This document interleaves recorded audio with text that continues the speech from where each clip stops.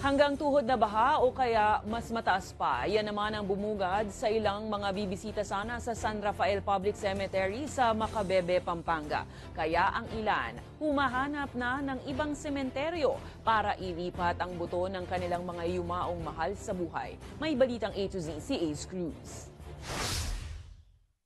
Hindi nga po nakakadalaw yung mga matatanda dahil sa baha. Patong-patong na sandbag ang nagsilbing tulay ni Mark papunta sa loob ng musileo kung saan nakalibing ang ilan sa kanyang mga yumaong mahal sa buhay sa isang sementeryo sa Pampanga. Mahalaga kasi para sa kanya na kahit papaano raw ay makapag-alay ng kandila at bulaklak sa mga yumaong mahal sa buhay. Bumili yung tito ko ng buhangin tapos sinako, pinagpatong-patong para lang may daanan kami. Dahil malimit itong danasin ni Mark, plano na raw ng kanilang pamilya na taasan ang kinatitirikan ng kanilang musileo. Bumabaha.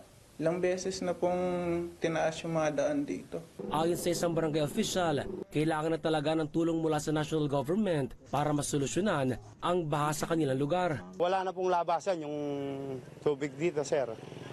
Wala na po siya labasan kasi yung sa likod, puro mga palaisdaan. High tide lang po talagang tumataas ang tubig. Ganito na katindi ang tubig baha sa loob mismo ng San Rafael Public Cemetery. Ito po yan sa Macabebe sa Pampanga. Kaya naman karamihan sa mga pamilyang gustong dumalaw sa mga yumaong mahal nila sa buhay hanggang doon na lang sa bukana ng sementeryo. Taon-taon umuwi kami rito eh. Tapos taon-taon? Dahil ganitong sitwasyon din ang naano namin. Once a year mo lang papasyalan tapos hindi mo pa hindi ka komportable.